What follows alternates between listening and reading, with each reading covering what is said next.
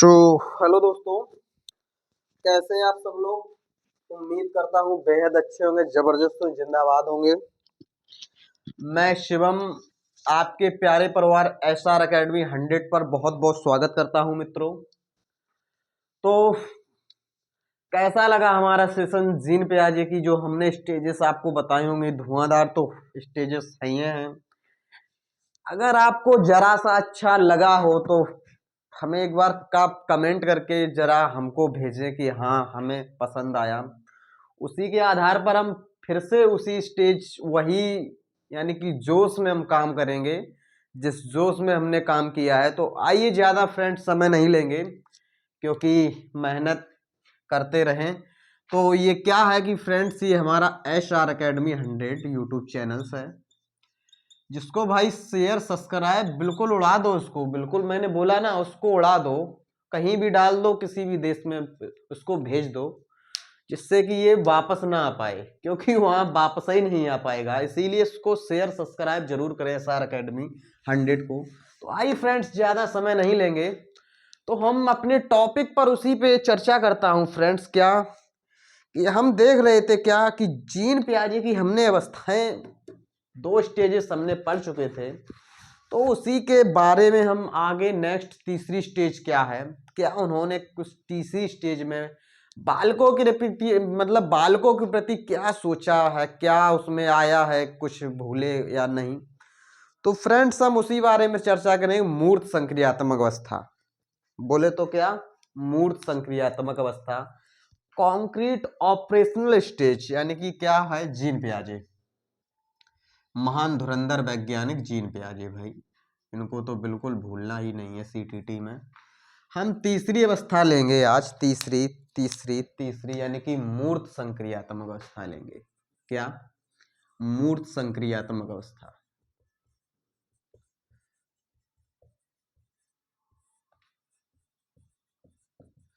मूर्त संक्रियात्मक अवस्था, yes okay. इसमें क्या है कि कंक्रीट ऑपरेशनल स्टेजेस का हमने जो एज बताया था, एज अच्छा शायद नहीं बता पाए, 7 से 11 वर्ष इसका जो एज है वो 7 से 11 वर्ष का बालक हो गया है। अब देखें, जब बच्चा 7 से 11 वर्ष का हो गया, यानी कि जो एज है तो 7 से 11 वर्ष की, लेकिन जो बालक की उम्र मानी जाएगी वो लास्ट वाली ही मानी जाती है। अब बच्चा 11 वर्ष का हुआ, अब देखते हैं क्या क्या चेंज हुए, क्या भूला, क्या याद हुआ उसको। आइए थोड़ा यश ओके। तो क्या है कि सीधा बता देते हैं क्या कि भाई इस अवस्था में बच्चा सामने जो चीजों को रखी हुई देखकर उसको कुछ कर सकता है या फिर उनका चिंतन करना शुरू कर देता है। ये सोखे समझ गए हो कैसे।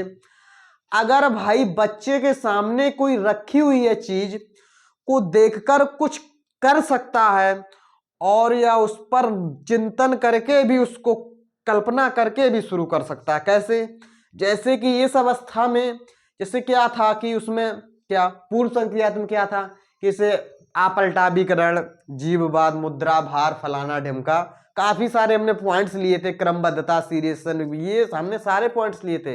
ये वहां बालक नहीं कर पाता था, जैसे कोई चरण भूल गया, अगर आपने एक बार बता दिया उसको दोबारा उसको रिपीट करवाओ, नहीं कर पाएगा। तो इस प्रकार के काफी मतलब पॉइंट हमने लिए थे, एक अच्छे ढंग से लिया था।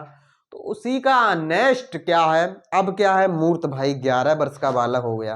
क्या भाई 11 वर्ष का बालक है, अब अगर तुम उससे ये कहो नहीं भाई साइकिल को भाई भोजन देना है, यस करें हाँ, नहीं भाई साइकिल भी दाल चावल खाती है, क्या बालक क्या पागल थोड़ी ना है कि दाल चावल, अरे आपने बोल दिया दाल चावल मांग रही साइकिल, ऐसा कुछ नहीं है। बालक भाई जीववाद समझ रहा है कि क्या चीजें निर्जीव है, क्या चीजें सजीव हैं, अब समझने लगा है। क्या कि इस अवस्था में लिखेंगे क्या कि आपलटा भी जीववाद, मुद्रा, भार, जैसे क्या यस सोखे, क्या आपलटा भी, यस सॉरी, आपलटा भी और जीववाद, मुद्रा भार, मुद्रा भार, क्रमबद्धता, क्रमबद्धता, और क्या है, अविलोम्यता, अविलोम्यता और क्या है, अतार्किक चिंतन, अतार्किक चिंतन, और काफी सारे, मतलब हमने जितना वहां लिखा था जिसमें पूर्व संक्रियात्मक, उससे भाई उसमें नहीं हो पा रहा है। यहाँ वो चीजें आने लगी हैं। कौन कौन सी भाई, आप पलटाभिकरण। आपने अगर बोला बच्चा 4 + 6 = 10, तो आपने लिख दिया 6 + 4 बराबर क्या होगा, तो बच्चा खट से लिख देगा 10। क्यों? क्योंकि उसको कोई इसमें समस्या नहीं आने लगी। यहाँ पर बच्चा 11 वर्ष का हो गया, इतना तो सीख ही जाएगा यार। क्यों? तो ये चीजें आपको आने लगी हैं बालक को। क्या क्या से कि इसमें आगमनात्मक तर्कड़ा जिसे बोलते हैं, इसी अवस्था में आता। यानी कैसे?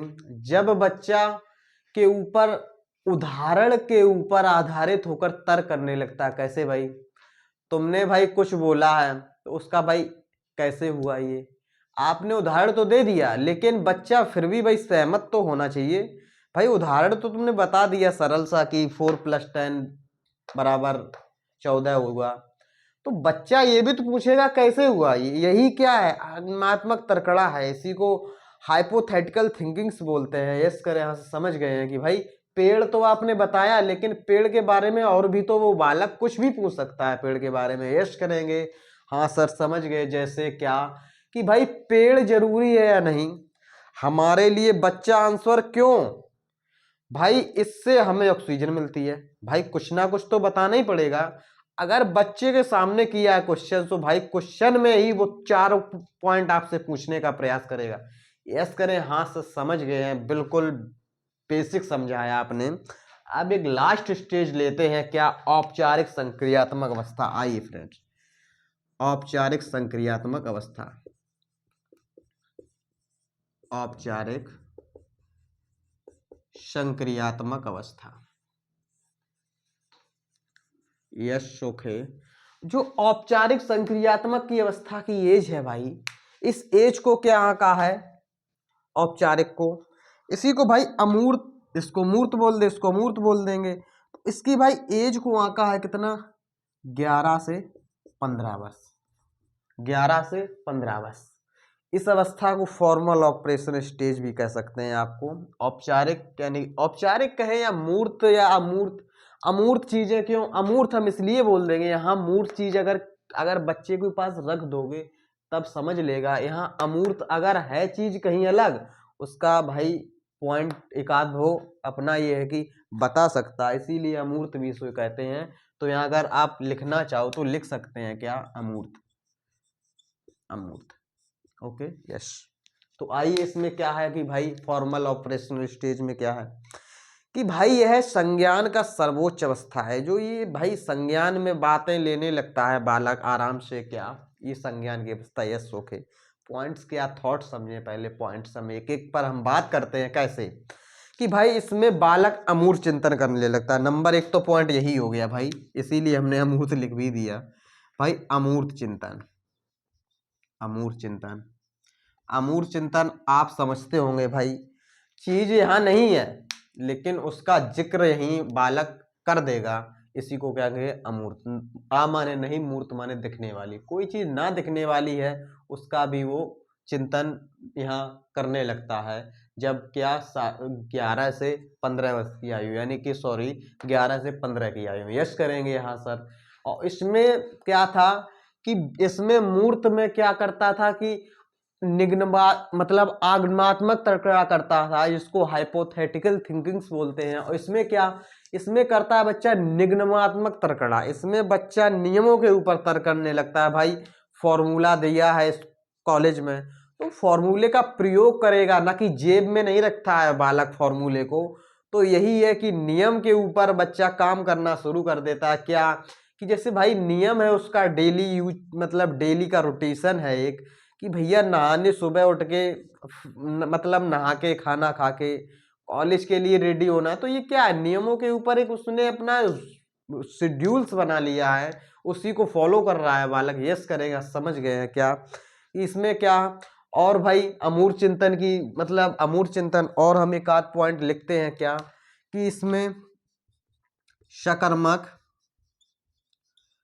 सकर्मक अनुमान लगाने लगता है। भाई बालक अपने आप से जिज्ञासु शुरू से ही है, आप जानते भी हैं। तो इसमें जो सकर्मक अनुमान होता है क्या कि क्या कोई चीज़ मतलब ठीक कैसे हो सकती है, या ये ऐसे कर देते तो ऐसा हो जाता है। ये एक अनुमान अपना मतलब पॉजिटिव अनुमान लगाने में सक्षम हो जाता है। और क्या है कि भाई अपसारी चिंतन। अपसारी चिंतन, भाई अपसारी चिंतन क्या है, ये तो बहुत ही मोस्ट इम्पोर्टेंट है। अपसारी और अभिसारी चिंतन। देखिए अपसारी क्या है भाई, अपसारी देखें क्या कि भाई जैसे हमने बोला, एक हम उदाहरण लेते हैं क्या कि भारत की भाई राजधानी पूछ लिया तो नई दिल्ली बता दी। ओके, ये क्या हुआ, ये भाई अभिसारी चिंतन है। एक ही राजधानी होगी। अब क्या 4-5 राजधानियां तो हो नहीं सकती हैं। अब अगर नई दिल्ली के बारे में कुछ भी पॉइंट्स पूछे, भाई यहाँ ये है, ये मेला है, ये बाजार है, ये वहाँ पर मंदिर है, ये शोरूम खुला हुआ है, ये मीनार्स है, ये क्या है अपसारी। मतलब एक चीज के कई पॉइंट्स बना लेना, इसी को कहते हैं अपसारी चिंतन, डाइवर्जन थिंकिंग जिसे बोलते हैं। डाइवर्जन यानी कि आप सीधा समझिए, अगर अपसारी से ना समझ पाओ तो डाइवर्स तो आप समझते ही हैं, रास्ता डाइवर्ट होना, यानी कि एक रास्ते से दूसरा रास्ता निकल जाना। डाइवर्ट हो गया ना, रास्ता निकल गया। तो आप एक से भले दो हो गए, सीधा अपसारी से क्या हुआ, डाइवर्ट करना, यानी कि एक प्रश्न का 2500 आंसर निकाल देना, इसी को कहते हैं अपसारी चिंतन। यश करेंगे, हाँ समझ गए हैं। ये सारे पॉइंट्स की हमने आपको बताए तो सीटीटी के लिए बहुत ही महत्वपूर्ण पॉइंट हैं। तो आने वाले जो 1-2 पॉइंट्स थॉट भी और रह गए हैं क्या कि प्याजे ने अपनी भाई क्या किया है कि भाई प्याजे ने जो विचार को मतलब वरीयता देने के चक्कर में भाषा पर कम बल दे पाया है, कि भाषा पर कम, यानी कि ज्यादातर उन्होंने विचार पर ही मतलब ज्यादा फोकस किया। तो आइए, तो जो प्याजे के एक सिद्धांत की आलोचना हुई थी उसके बारे में थोड़ा हम चर्चा कर लेते हैं। कैसे कि भाई प्याजे ने मानसिक विकास के चरणों में क्रमों को अपरिवर्तनशील बताया था। ठीक, मानसिक चरण को इन्होंने नहीं लिया है, इन्होंने मतलब ये कह दिया ये ऐसा नहीं होता है, जो विचार के ऊपर मतलब आई थी बात। तो लेकिन अगर बच्चे को अच्छा वातावरण दे दिया जाए तो वह अपनी अवस्था की क्षमता से अधिक सीख सकता है। ये आप भी जानते होंगे। अगर बालक को भाई बालक को भैया रख रहे हो आप जुआरियों के बीच में, और भाई आप ये कहो नहीं बालक भाई जुआ खेल के वैज्ञानिक बनेगा, ऐसा थोड़ी ना है कि बालक भाई जुआरी होके भाई वैज्ञानिक बन सकता है। अगर आदतों में पड़ गया खराब तो फिर मतलब ये चीजें नहीं। अगर वातावरण अच्छा मिल गया इन्वायरमेंटल, तो भाई बालक में सोचने की प्रवृत्ति भी तेज हो सकती है, और उसकी जो क्षमता है क्षमता भी उसकी बढ़ सकती है। तो क्या इसीलिए भाई वातावरण पर भी जोर दिया गया है, क्योंकि बालक के जो होने वाला विकास होता है उसका 50% लिया गया एनवायरमेंटल। अगर एनवायरमेंटल अच्छा ही नहीं है तो बच्चे की विकास में कुछ हो सकती है कमियां, तो जिससे कि उसे सीखने में असफलता का भी सामना करना पड़ता है। यस करेंगे, हाँ समझ गए हैं। कैसा लगा हमारा इस सेशन? जीन प्याजे हो सकता है आज हमने फ्रेंड्स बोला भी था कि हम जीन प्याजे को इतना अच्छा हम लेंगे, इतने अच्छे से हमने कवरअप भी कराया है। अब हम आने वाले जो हमारा नेक्स्ट चैप्टर है तो हम उसके बारे में चर्चा करेंगे। यस करें, हाँ अच्छा यस ओके। तो जो आने वाले जो होंगे पॉइंट्स, यानी कि अब हम अब की बार लेंगे लॉरेंस कोहलर का सिद्धांत। हमें थोड़ा इस प्रकार लग रहा है इनका भी भाई मॉरल डेवलपमेंटल थ्योरी के बारे में चर्चा कर लें। थोड़ी बहुत का पूरा ही चैप्टर ही लेंगे, थोड़ी बहुत की तो बात ही क्या है। तो सेशन अच्छा लगा हो तो लाइक जरूर करना, और भाई शेयर करो उसको। शेयर क्यों नहीं करते आप लोग? वीडियो को शेयर करो, चैनल को सब्सक्राइब करो SR Academy 100 को, बार बार बोलते हैं। तो सीटीटी के लिए जो महत्वपूर्ण सीडीपी का भाई चैप्टर है, भाई सीडीपी ही ऐसी है। और भाई तुम आप लोग तो समझदार हैं, काफ़ी मतलब जानकार भी हैं। तो जब तक के लिए आज्ञा लेता हूँ, तो मिलते हैं भाई नेक्स्ट वीडियो में। जब तक के लिए मित्रों, जय हिंद जय भारत। हंसते रहिए, मुस्कुराते रहिए, गुनगुनाते रहिए, सदा जीवन में आगे की ओर बढ़ते रहिए फ्रेंड्स। ओके, धन्यवाद।